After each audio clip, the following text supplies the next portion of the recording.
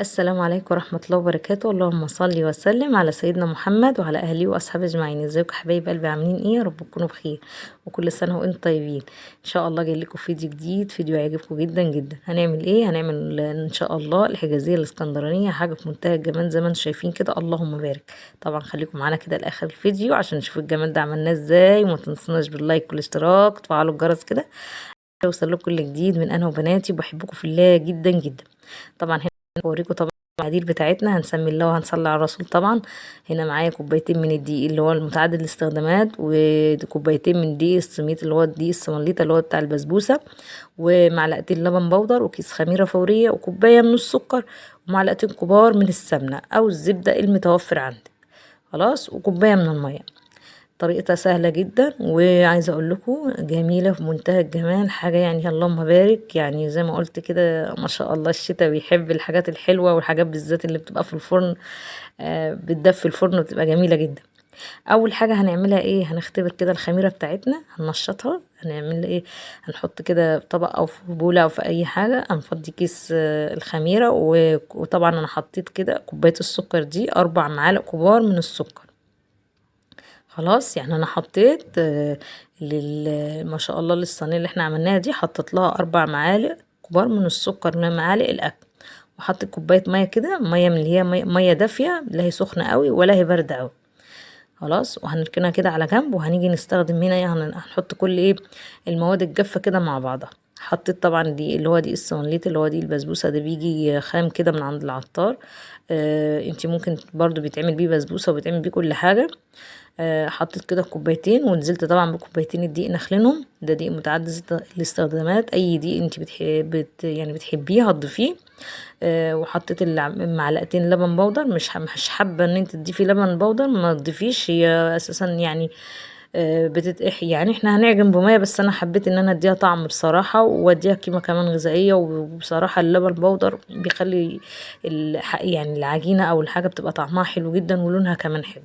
وحطيت طبعا معلقه صغيره من الملح، ونزلت كده بالسمنه زي ما انتم شايفينها. هي مدوب ان انا ايه يعني فككتها، بس عشان انتوا عارفين الجو ساقع وكده بتبقى مجمده، فانا فككتها بس كده في الميكرويف. في اي حاجه هتسيحها شويه بس كده، ان انت تعرفي ايه تقلبيها كده مع الدقيق بتاعنا.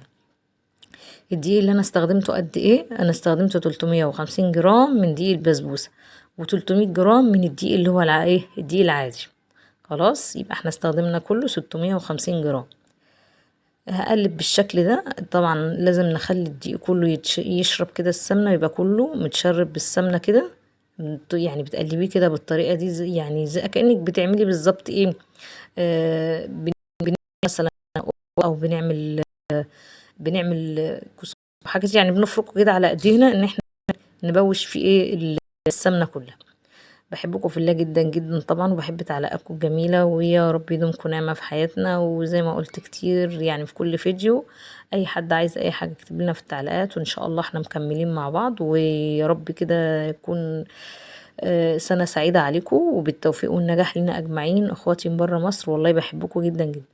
هنا طبعا خلصت، ورحت حاطه ايه نازله ايه بالخميره كده زي ما شفتوا. طبعا حاطه المقدار الميه، انا عارفه حاطه قد ايه. طبعا لو انتي هتحطي طبعا ممكن برضو ننزل بالميه بالتدريج، عشان برضو زي ما قلنا كتير وقلتها في كذا فيديو، ان بيختلف دقيق عن دقيق. في دقيق بيشرب السوائل، وفي دقيق ما بيشربش، فنخلي بالنا من النقطه دي عشان ما تجيش معانا الميه كتيره او قليله. ننزل الميه ايه بالتدريج، لما نحتاج ميه احسن ما ايه، احسن ما تبقى ايه طريه معانا. طبعا هي بتبقى عجينتها مفرولة، مش بتبقى زي اي عجينة، بتبقى مفرولة شوية ومقطعة كده، بتبقى مش عجينة سايلة كده يعني، عجينة طرية ولا عجينة. وكل ما بتعجني فيها بتنشف، لان دي اللي هو دي السموليتا اللي هو ده دي البسبوسة بيشرب السوائل. خلاص، فنخلي بالنا برضو من النقطة دي. انا هنا عجنتها بتتعجن، يعني ما بتاخدش عجن خالص في 10 دقايق، ما فيش 10 دقايق كمان يعني. مش محتاجة اي حاجة، لان هي مش عايزة لت كتير عشان ما تبقاش فيها عرق، وتبقى شادة معانا، وتبقى تقلب لحاجة تانية خالص. خلاص، كده غطيتها اهو زي ما شفتوا كده بورق الاسترتش كده، وهسيبها ايه تخمر، بتقعد ساعة تختمر. وهسيبها كده، هنعمل بقى الحشوة بتاعتنا. خلاص كده خلصت. هنا بوريكم بقى الحشوة بتاعتنا. معايا معلقتين كبار من الكاكاو الاسباني الخام، ومعايا كوباية من السكر، وكوباية من دي برضو سمليت، دي السمليطة اللي هو دي البسبوسة، ومعلقة من القرفة، وكيس وباكت كده من الفانيليا. دي ايه؟ دي الحشوة بتاعت الحجازية. نحط كده بالشكل. فضيت زي ما شفتوا كده، حطيت كوبايه السكر، وحطينا كوبايه دي البسبوسه، وحطينا معلقه القرفه. طبعا هي اساسا بتتعمل بقرفه، بس انا يعني حبيت ان انا احط لها يعني كاكاو، بصراحه هيديها لون حلو قوي. وفي نفس الوقت انا مش يعني احنا مش بنحب القرفه قوي بصراحه، فانا حطيت يعني معلقه مش كبيره، معلقه صغيره. فانتوا لو حابين القرفه ممكن تعملوها بقرفه خالص من غير كاكاو، واللي مش حابب الكاكاو القرفة ممكن برضو يعملها بكاكاو بس. عملت كده وحطيت بقى، نزلت بشوية مية كده بخليها ايه، شفتوا يعني بنخليها زي الرملة كده. اللي شفتوا الرملة لما بتبقى عليها مية كده مبلولة كده، زي الرملة بالظبط كده مفروة. وفي نفس الوقت مش فيها، مش بنكتر فيها المية، يعني مدوب ان احنا بننسى بالمية بس. بالشكل ده نقلبها كده اهو، بالشكل ده. عايزة بقى الفانيليا معاها، دي ريحة ونكهة جميلة قوي. وانت حابة اي نكهة او اي مية وردة، اي حاجة ممكن تضيفيها في الحشوة دي اللي انت عايزاه. ممكن تحطي جوز الهند، تحطي اللي انت بتحبيه هتحطيه. هنا كده كانت اختمرت معايا، قعدت زي ما قلت لكم ساعة. طبعا احنا في فصل الشتاء، بتقعد ساعة. وممكن يعني يعني هي ما بتخمرش وما بتملاش الطبق خالص وما بتزيدش خالص، بس هي بتبقى خفيفة. يعني لما بتقعد بقى الساعة دي بتخليها ايه، بتبقى خفيفة شوية في يعني حتى في أكلها بتبقى خفيفة. جبت الصينية بتاعتنا كده ودهنتها مادة من الدهن كده، يعني معلقة من السمنة كده دهنتها بيها. وهاخد نص ايه، نص الكمية بتاعتنا هنحطها ايه في الصينية، من غير ورق زبدة ومن غير اي حاجة، زي ما انتم شايفين اهي. مدوب دهنا بس الصينية دهنة بسيطة كده من السمنة. بصوا عجينتها لينة جدا وجميلة، وهتتفك معاكم بسهولة. زي ما قلت لكم عجينتها بتبقى مفرولة شوية. هي في اول العجين بتبقى معاكي لازم تبقى لينه وانتي بتعجنيها، وتبقى مظبوطه عجينتها، لان بعد كده مش هتقدري تعملي فيها اي حاجه. كل شغلك في الاول، وبعد كده خلاص متى ما اختمرت بنشتغل بيها على طول، وبنفردها في الصينيه زي ما انتم شايفين كده. الصينيه دي بالظبط مقاسها انا معرفش، زي ما قلت لكم قبل كده بصراحه في مقاس الصواني بالظبط، بس دي الصينيه عندي متوسطه، اللي هي بتاعت البيتزا المتوسطه. خلاص اهو بالشكل ده فردتها. وبنعمل حروف كده، بنعمل لها حرف كده عشان لما نحط الحشوة ما تطلعش بره. والسكر طبعا يتكرمل مننا ويسكر وينشف. فالحشوة نخلي بالنا بنعمل لها كده جنب كده حروف كده، بنرفع الحروف بتاعتها كده من حروف الصينية بالشكل ده. اهو سويتها. واحط الحشوة بتاعتنا اللي احنا عملناها زي ما انتم شايفين. زي ما قلت لو انت حابة تحطي اي حاجة ضيفيها بقى في الوقت ده. حابة تحطي جوز الهند، مكسرات، اي حاجة انت بتحبيها ممكن تضيفيها. بفردها وبضغط كده ضغط عليها كده، ان انا بس يعني اظبطها فيها، وما نخليها زي ما قلت تطلع بره العجينة، تبقى جوه العجينة كده اهو بالشكل ده. طريقتها سهلة جدا وبسيطة وسريعة، وكمان ما شاء الله متاخدش اي وقت. اللي وصل معايا لحد هنا ما ينسناش باللايك والاشتراك، ويفعل كده الجرس عشان يوصل له كل جديد، ويدوس على كلمة كده الكل عشان يوصل له كل جديد ننزله، كل شعار بكل فيديو. وطبعا عايزين قناتنا تكبر بيكم كده، وبحبكم في الله جدا جدا. طبعا هنا الجزء التاني اهو، جبت كيس كده من كيس المطبخ قطعته، ورحت فرد عليه العجينة زي ما انتم شايفين كده اهو. جبت كيس تاني برضو ورحت حاطاه فيه عشان طبعا عايزة افردها قوي، وبالعجلة كده اللي هي الفرادة، وهفرد كده لحد ما ايه، ما اعمل ايه يعني، هفردها لحد ما اجيب حجم الصينية. ممكن وانتي بتفردي كده لو انتي عينك مش يعني تقيم ما بين الصينية والعجينة، تحطي الصينية فوقيها لحد تفردي لحد قد الصينية، تحطي الصينية فوقيها كل شوية كده وتفردي لحد ما تعملي ايه، لحد يعني على قد الصينية اللي انتي ايه هتحطي فيها العجينة. فردتها زي ما انتم شايفين كده، بتتفرد بكل اهي. اتفردت معايا اهي.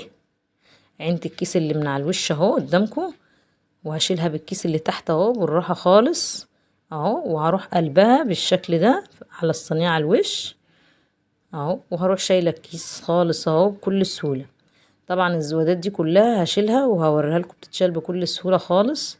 هقطعها بالسكينة كده، وهنحطها في الحتت اللي هي محتاجة، يعني حتة الرقيقة هنحط فيها لحد ما نسوي الصينية بتاعتنا، وهتشوفوها في الاخر معايا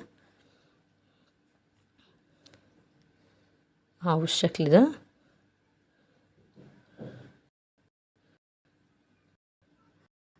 شلت كل الحروف زي ما شايفين.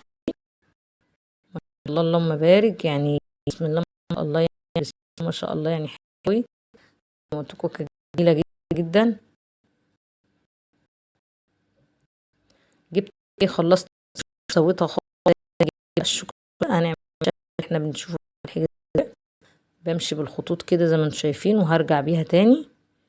طبعا الكاميرا مش جايبة قوي، بس هي يعني الخطوط باينة، هتشوفوها في الاخر زي ما شفتها في اول فيديو في الحجازية. الحجازية زي ما انتم شايفينها كده، ما تعملهاش ولا سيرب ولا شربات. وبعد ما خلصت زي ما انتم شايفين كده، هقطعها بقى. لازم تتقطع قبل ما تخش الفرن، عشان لو ما قطعتهاش قبل ما تخش الفرن مش هتعرفي تقطعيها كده. بتتعامل معاملة الجلاش بالظبط. قبل ما تخش زي ما شفتوا انا قطعت الشكل اللي احنا شايفينه. طبعا أنا ايدي مش ظابطه قوي يعني بس هو الحمد لله يعني انجزنا وقطعناها بالشكل ده. طبعا السكينه كانت بتشد معايا العجينه، زي ما قلت لكم عجينتها بتبقى مفروله شويه، بس الحمد لله ظبطت معايا وقطعناها كده يرجع يطلع مربعات زي ما انت شايفه. اهم حاجه ان انت يعني تقطيع تكبري صغيره، دي حاجه في ايديك. زي ما شفتوا بصوا اللهم بارك، لونها جميل جدا. طبعا وانا شغاله فيها كان فرن شغال على حراره 200 من تحت، حطيتها طبعا في الرف من تحت، الرف الفستاني من تحت.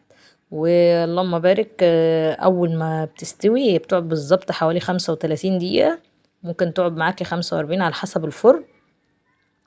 اول ما بتحسي كده هي بيبان من جنابها ان هي استوت، وريحتها ما شاء الله بتقلب الدنيا، يعني ما شاء الله اللهم بارك.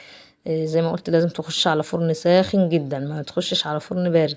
واول ما تحسي ان هي استوت كده يعني من الجناب كده، بتروحي مشغله الشوايه من فوق، بتديها اللون يعني بتديها الوش كده اللون الذهبي الجميل ده. وتخلي بالك تبقى الشوايه على نار هاديه عشان ما تتحرقش منك. وطبعا ما بنقطعش منها حتت ولا بنطلع منها خالص الا لما تبرد تماما. زي ما انتم شايفين اللهم بارك، بصوا السوا من فوق ومن تحت بمنتهى الجمال. تبرد تماما خالص، بتقطعي منها وتطلعي، بتسلكيها بالسكينه تاني عشان بتبقى ماسكه ببعضها. زي ما انتم شايفينها طعمها جميل جدا وريحتها اجمل، وبسم الله ما شاء الله اللهم بارك، يعني بمنتهى الجمال بصراحه. يا رب يكون الفيديو عجبكم، بحبكم في الله جدا جدا. طبعا هنا منة الله تقول لكم حطوا اللايك، حطوا اللايك، كانت بتدوق وبتوريكم تقول لكم جميله، حطوا اللايك. بتمنى ان انتم تجربوها بالطريقه دي، طريقه سهله وبسيطه وهتعجبكم جدا جدا. يا رب يكون الفيديو عجبكم، يكون فيديو خفيف عليكم. بحبكم في الله، ما تنسوناش باللايك والاشتراك وتفعلوا الجرس. مع